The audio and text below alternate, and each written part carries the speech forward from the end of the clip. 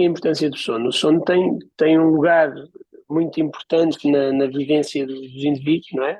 Faz parte da vida instintiva, é uma área essencial a nível do funcionamento das pessoas, porque é um período no qual o corpo não só processa a informação do dia, assimila a informação, tanto a informação teórica, a aprendizagem, como a informação mecânica dos movimentos que aprendeu a fazer e da sistematização desses movimentos, como faz uma espécie de uma limpeza ao cérebro. Uma limpeza, digamos, de pequenos metabolitos que ficam do funcionamento do dia do cérebro que têm de ser limpos.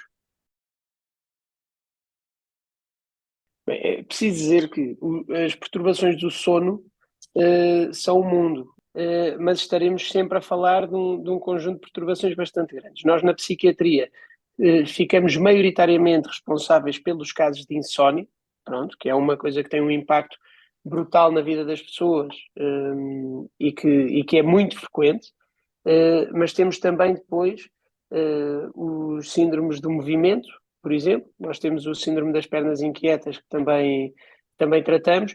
Temos depois a apneia obstrutiva do sono, que é também muito comum. Dentre as perturbações do sono, nós vamos ter a insónia, perturbações respiratórias relacionadas com o sono, hipersónias de origem central, mas isto é uma coisa que trata a neurologia, não somos nós, tal como as perturbações respiratórias, a maior parte delas são tratadas por neurologia ou por pneumologia, sendo que a insónia é da área da psiquiatria. Depois, as perturbações do ritmo circadiano do sono, as parassónias, que são outro tipo de fenómenos, como por exemplo o sonambulismo, e as perturbações do movimento relacionadas com o sono. E nas perturbações do movimento relacionadas com o sono, nós, enquanto psiquiatras, também já entramos. Portanto, já tratamos o síndrome das pernas inquietas, por exemplo. É importante nós percebermos que aquilo que afeta o sono, em particular na área da insónia, todos os fatores de stress são prejudiciais para a saúde mental e nós sabemos que o stress é um fator de risco para desenvolver perturbações mentais. No caso da insónia, daquilo que é o que os estudantes universitários terão na maior parte dos casos, por uma questão da faixa etária na qual tendencialmente estão, nós temos os fatores precipitantes, os predisponentes e os perpetuadores na insónia. E muitas vezes o que acontece é que na vida de um estudante universitário há picos de stress. Portanto, há stress agudo, um exame, alguma coisa que não correu como esperado.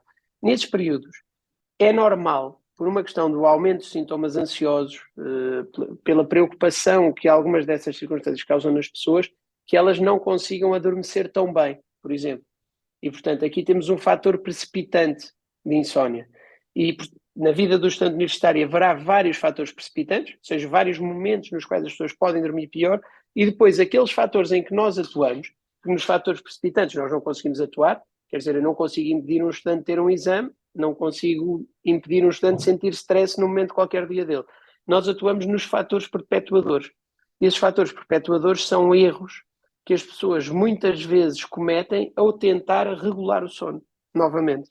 Eu vou dar o exemplo mais básico. Muitas pessoas, quando estão a dormir mal, começam a ir para a cama a uma hora fixa para tentarem dormir 8 horas. E isso é um erro. Isso, na maior parte dos casos, vai fazer com que as pessoas cheguem à cama, comecem a pensar que têm de adormecer, que já não vão dormir as 8 horas, e isso vai fazer com que, tendencialmente, mantenham a insónia que desenvolveram.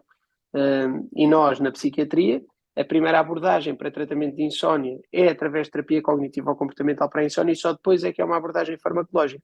Na terapia cognitivo-comportamental, nós temos desde a higiene do sono, essa higiene do sono são medidas básicas, como explicar o que é que deve ser feito, como é que é uma noite bem dormida, o que é que deve estar antes de uma noite bem dormida, portanto, aquelas questões básicas de criar uma área para encerrar o dia, não levar ecrãs para a cama, explicar às pessoas que a luz azul dos telemóveis degrada a melatonina que vai sendo produzida ao longo do dia, que é uma hormona natural que nos induz o sono, no fundo. Portanto, damos uma espécie de uma aula em relação ao que é um sono saudável e depois, num passo seguinte, damos técnicas para que as pessoas possam repor o sono. Uma dessas técnicas de reposição de sono é, por exemplo, uma que nós chamamos de condensação do sono, em que nós vamos pedir às pessoas que durmam muito menos horas, muito menos, uma média para uma pessoa que durma 7 horas e meia por noite, que durma 5 horas e meia durante uma semana. E no fundo, para quê? A pessoa vai andar mais cansada, não pode dormir cestas durante esse período, mas vai criar uma sonolência noturna muito maior. E a pessoa, tendo a limitação desse horário de sono, vai chegar à cama com sono, que é o que é pretendido.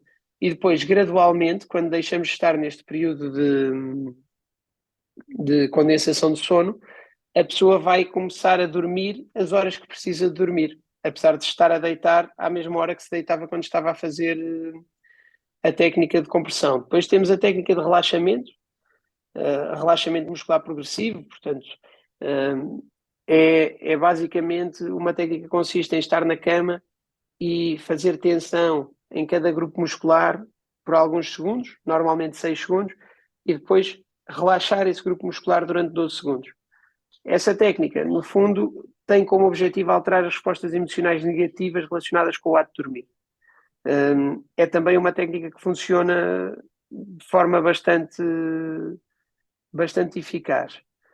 Depois, quer dizer, o exemplo que eu te dei da pressão do sono é o maior, mas as medidas de higiene do sono são também muito usadas. Portanto, exercício regular, a pessoa certificar-se que o quarto é confortável, silencioso, que não tem luz, temperatura adequada, evitar ter relógios visíveis no quarto que são algo que gera stress a quem está a pensar quantas horas é que tem de dormir, fazer as refeições no horário previsto, não comer muito antes de ir para a cama, evitar excesso de consumo de líquidos à noite, evitar cafeína e estimulantes, pronto, isso para os estudantes também será algo relevante, não é?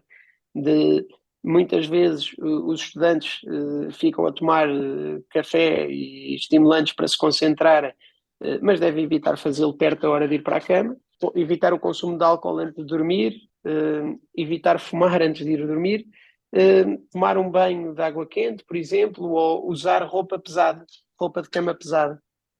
Não sei se já ouviste falar dos blankies, mas há uns cobertores que são vendidos especificamente para ajudar Sim, a sim, tratar a sim. insónia, que são os cobertores hiperpesados.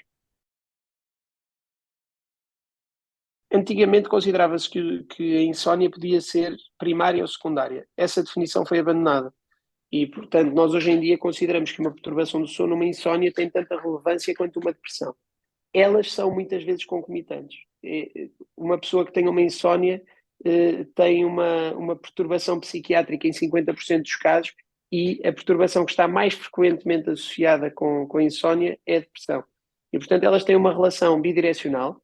Dizer também que nós, se tratarmos a insónia, temos impacto nos sintomas depressivos e se tratarmos a depressão, temos impacto nos sintomas de insónia. Portanto, mostra que elas estão perfeitamente relacionadas entre elas. Embora nós, na prática, e aquilo que é recomendado pelas guidelines é que tratemos as duas. Portanto, apesar de tu melhorares uma tratando a outra, se elas tiverem um nível de severidade que justifique, nós devemos tratar imediatamente as duas. Não sei responder a isso. Isso depende das Hum. pessoas. As pessoas não têm todas padrões de sonos iguais, as pessoas não têm todas necessidades de sono iguais.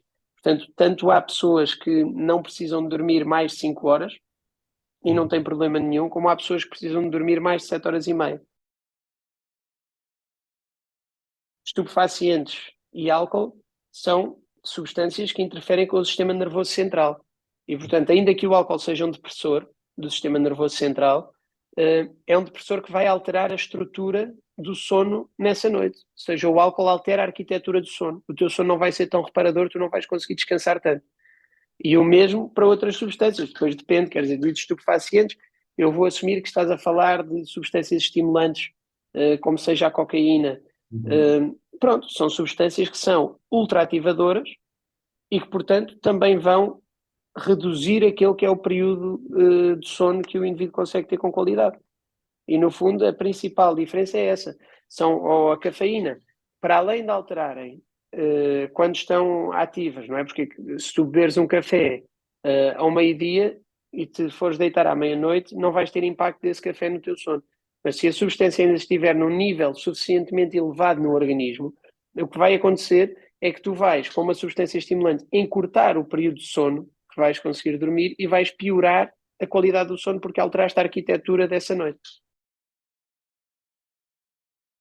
que a insónia causa muitas vezes até sintomas parecidos com hiperatividade e déficit de atenção. Na parte do déficit de atenção, obviamente, portanto, o indivíduo fica mesmo cognitivamente menos capaz. Uma pessoa tem menos capacidade de estar atenta, tem menos capacidade de raciocinar, fica mais lenta, fica mais irritável, portanto vai produzir pior, vai estar mais cansada e, portanto, isto no longo prazo o que causa é desgaste. Desgaste e mesmo mortalidade precoce.